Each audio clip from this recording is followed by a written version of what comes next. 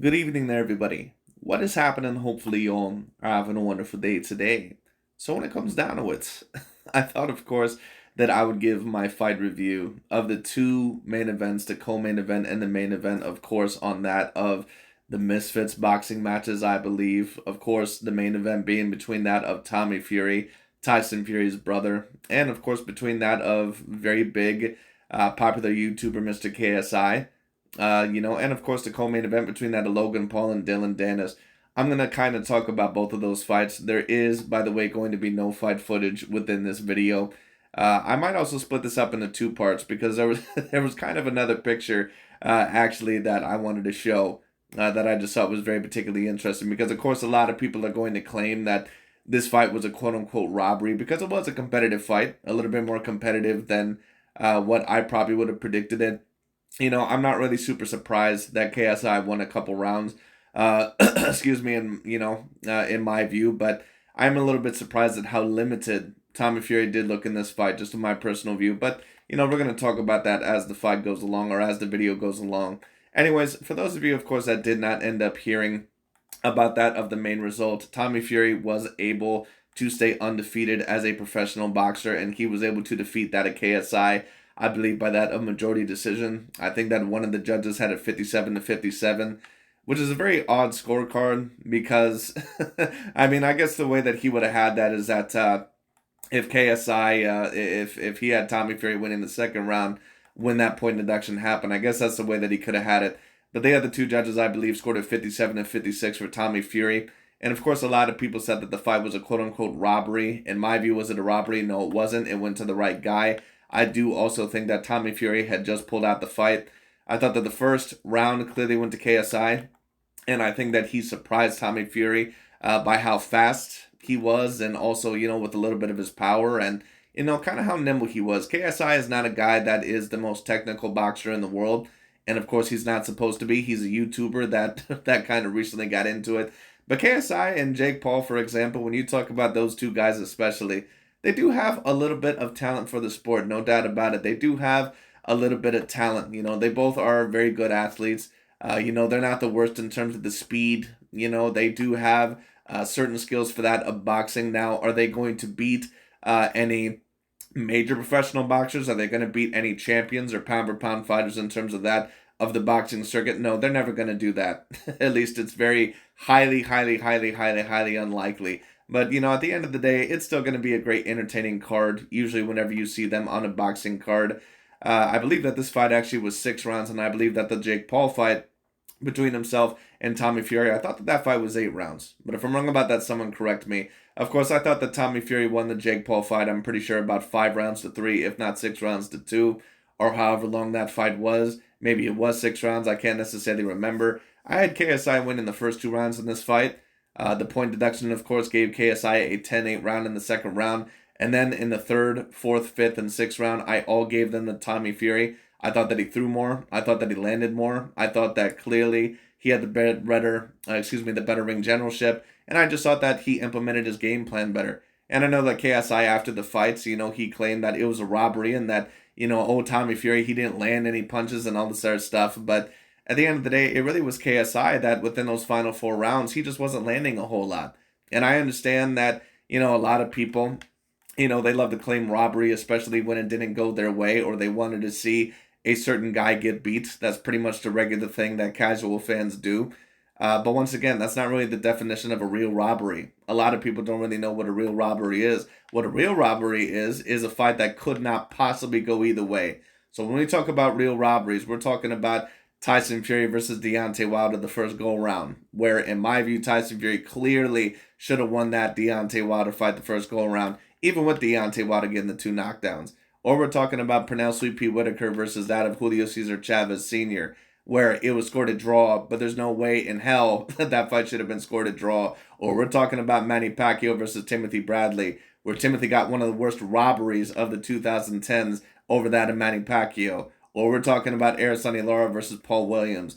That's why a lot of people, once again, and I always like to commentate on boxing especially, not only because it's my main sport that I've been watching for many years, but because a lot of people really try to trick you into believing that, this dude's accomplishments isn't all that, or that this fight was a robbery, blah, blah, blah. I see it a lot with Canelo from a lot of these LDBC and new media channels. You cannot call a fight that could have potentially went either way and was a differential by maybe 1 point as a robbery. You just can't do it. Now, you can say that you disagreed with the decision, but you can't really logically claim that this fight was a robbery, especially because Tommy Fury clearly, once again, was the man who was landing the more impactful punches the final 4 rounds and was doing more in the final 4 rounds. It just is what it is. And I scored it once again exactly the same, excuse me. I scored it also 57-56 for that of Tommy Fury. I just thought that he landed more. I thought he did more in the clinch the final 4 rounds.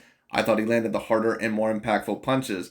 That being said, as for that of Tommy Fury, he certainly is no Tyson Fury. And as certain people would say, don't quit your day job. Because it's no offense against Tommy Fury, but I don't know if it's just because of a motivational thing or maybe because he just was not interested in boxing quite as, much as what Tyson Fury was or some of the other family members were. But Tommy Fury, to be quite honest with you, even though I think that it's a good thing for him to continue boxing because he can still put on a lot of great fights and earn millions while doing it, and he still is going to get a certain amount of attractions, although I am going to be interested to see, who he's going to end up fighting next. But Tommy Fury, I was really surprised at how limited he ended up looking in this fight. And I understand that Tommy Fury, that he's not someone that I would call an exceptional boxer. He's not someone that I think is ever going to be a top 10 heavyweight in the world. He's not ever going to be a guy that's a Tyson Fury, a Deontay Wilder, an Anthony Joshua, anywhere up there with any of those guys, a Usyk. He's not going to be any of those guys. He's not even going to be a Joe Joyce or a Joseph Parker or a Danny Dubois. He's not even ever going to be those guys in my personal view. But what Tommy Fury is going to be is that he's going to be a guy that can be labeled as a professional boxer because he has more training than the average person, and he does come from a boxing history family. That, of course, of the Furies, of course, who has one of the greatest fighters of all time within their family, in my personal view, Mr. Tyson Fury, when it comes down to one of the more skilled heavyweight fighters to ever come out of boxing, just in my personal view. So overall, once again, the entertainment fights are going to more than likely keep on coming. It's going to be very interesting to see who he ends up fighting next because I don't really know who he's going to fight next. He might have to fight now other professional boxers and not just these YouTube guys. There might be a rematch of that at KSI. I wouldn't really be super surprised. But like I said, can I call this fight a robbery? No, I can't call it a robbery. But I was just really surprised. Even Tommy Fury, he said that he's been allegedly boxing all his life. If he has been boxing all of his life, then he really hasn't learned much from that of the boxing game. And this isn't me claiming that I'm much of a better boxer than Tommy Fury or anything like that. But at the end of the day, Tommy Fury, when it comes down to it, he seems so limited in reading some of KSI's attacks and how to defend them. I mean, he was very rarely using the jab in this fight. There was a lot of clinching in this fight, which at times did make the fight ugly. But at least it was a very, close fight, and both fighters did try, to end up winning the fight. So at least it was not a complete disaster like that of Dillon Danis versus Logan Paul, which we're going to talk about after this fight. But, Tommy Fury, I was just surprised. He did not seem like he knew how to establish distance very well, and he did not know how to establish certain defensive rules against that of KSI. It did not look like he was able to avoid a straight right hand down the pipe very well. And to be quite honest with you, that was about the only punch that KSI had. KSI had about one punch throughout this whole entire fight, and that was a good, solid right hand. Now, once again, KSI, for a guy that, is not really a professional athlete, at least from what I know of, he's very nimble. He's pretty fast. He's a guy that, kind of surprises you. And I think that he took Tommy by surprise in the first couple of rounds. But for a guy that has allegedly once again been boxing his whole entire life, no way overall that he should have looked that confused against that of KSI. Because when you're clinching that much, and don't get me wrong, clinching is a part of that of the boxing game. But when you're clinching for that long, what that tells me is that, you have a little bit of a limited skill set yourself. Because when you're clinching pretty much every 2 seconds, and I don't blame it completely on that of Tommy Fury, but a lot of that, in my view, when it came down to it, it could have been fixed by a solid jab. It could have been fixed overall by a very good lead hand, a counter right hand, using your feet to move in and outside of the range. And I just didn't see a lot of that from Tommy Fury. So eventually Tommy Fury, if he does continue his boxing career, in my view, he is more than likely going to get defeated if he faces someone that is an actual professional boxer. And even against one of these YouTubers, it looks like he might potentially get beat by one of these guys. Because Tommy Fury is not Tyson Fury. Tyson Fury is one of the more talented fighters to ever come out of boxing, and he's one of the greatest heavyweights to come out of boxing. Tyson is a guy that can fight at every range. He can fight inside the clinch, he can fight on the outside, he can fight on the inside, he can fight you from every range. On top of that, he has pretty good feet, he has great defense, he has great offense, he's a great athlete, even though he looks, a little bit flabby. It's very deceiving because Tyson Fury, he has great conditioning, he has great stamina, and on top of that, he also has a good chin, he has good enough power, very good hand speed, and he's just a very highly intelligent fighter. Tommy Fury is is not Tyson Fury. It's really not even a comparison. Not even comparable. So once again, it's going to be very interesting to see where Tommy Fury goes from here. I would like to see some other fights because of course they're very entertaining fights, but do I think that Tommy Fury is an A grade level boxer as a professional? No. I think that he's a guy that, kind of like Josh Kelly. For those of you that remember who Josh Kelly was looked at as the next big talent in terms of British boxing. He was this fighter that came out of Britain, this new Caucasian fighter that came out of Britain. And, he looked very decently talented, but he did not have great defense. And on top of that, he did not have great power. And it was very clear that he was limited in a little bit of the boxing skill set.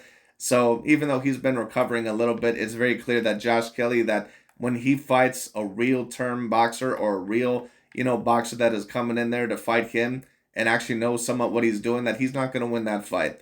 And, Tommy Fury, we'll see where he goes. We'll see how far he goes. He might be able to defeat some professional boxers, but he's going to need a lot of work if he ever plans on actually becoming a heavyweight champion of the world. I don't know if Tommy Fury is ever actually going to do that, though. Because to be quite honest with you, just in my personal view, I don't know if Tommy Fury quite has the interest in it.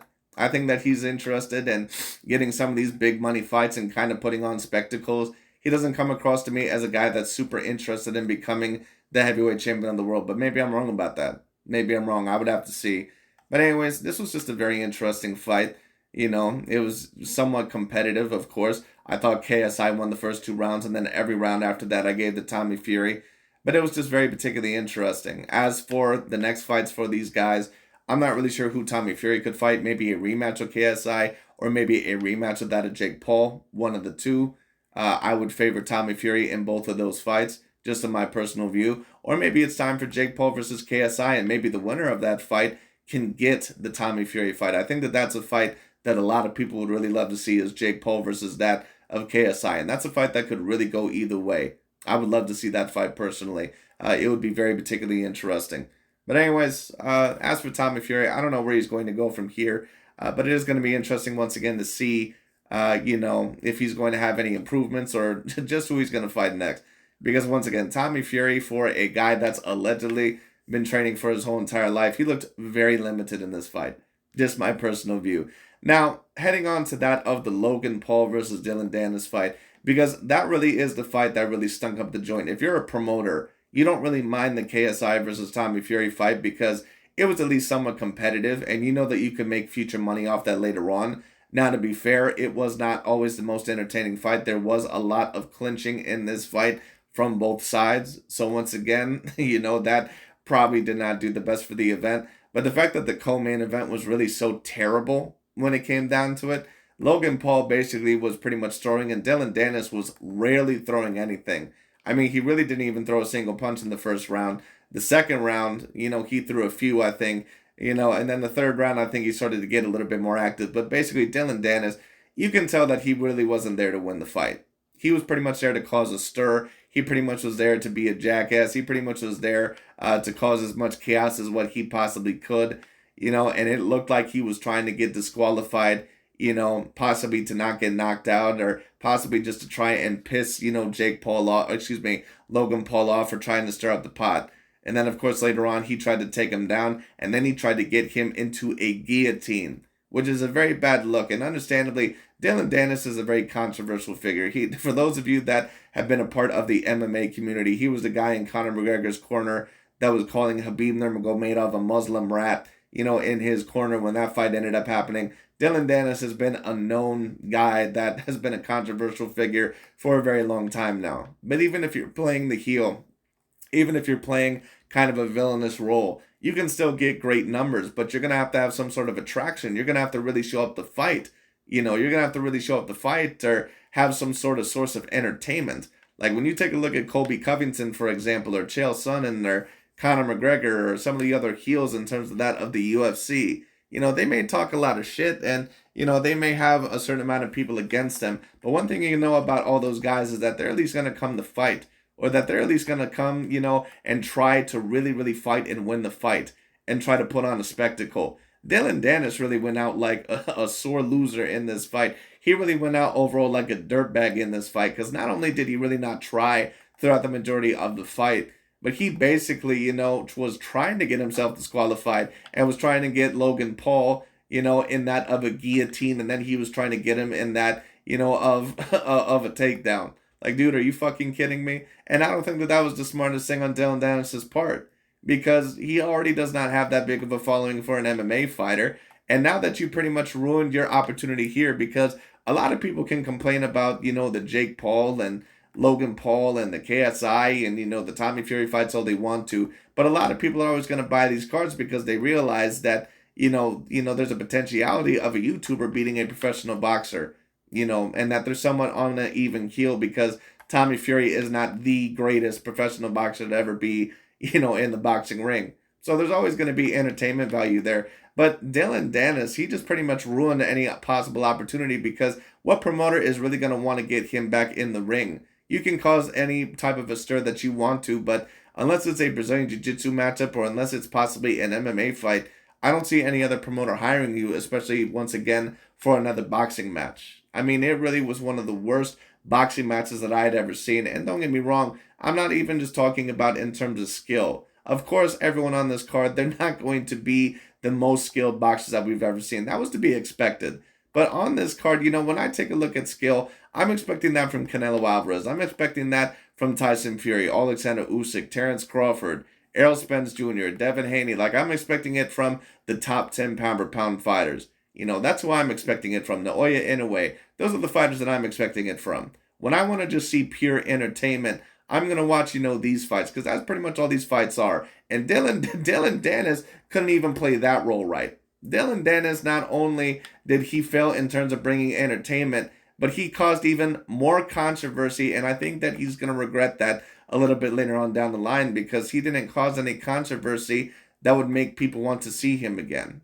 And it's going to be very interesting to see where Dillon Danis goes from there. But if I had to guess, more than likely, it's not going to be in another boxing match because I don't think anyone's going to care to see him in another boxing match because he basically already tried to quit in this fight as soon as the bell rung when it came down to it. And then on top of that, he tried to do dirty moves afterwards.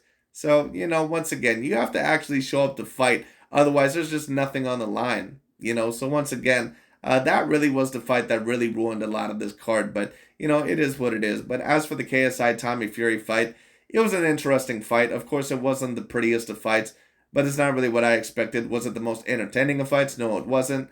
But, it was a fight that was at least very close. So, I think some people at least are going to be somewhat relatively happy with it. A lot of people, of course, aren't because they feel that, it should have been more entertaining than that. But, sometimes you got to expect that. Tommy Fury, of course, is probably the smarter boxer of the two. He's probably going to try to keep it as safe as possible. And KSI, even though he's a little bit talented for the sport, for the amount of experience that he is a relatively one-dimensional boxer. So once again, we'll see where he goes. But anyways, going to be very interesting to see where these two go from here. But anyways, thank you all so much for watching. I'll talk to you all later, and we'll see where these guys go.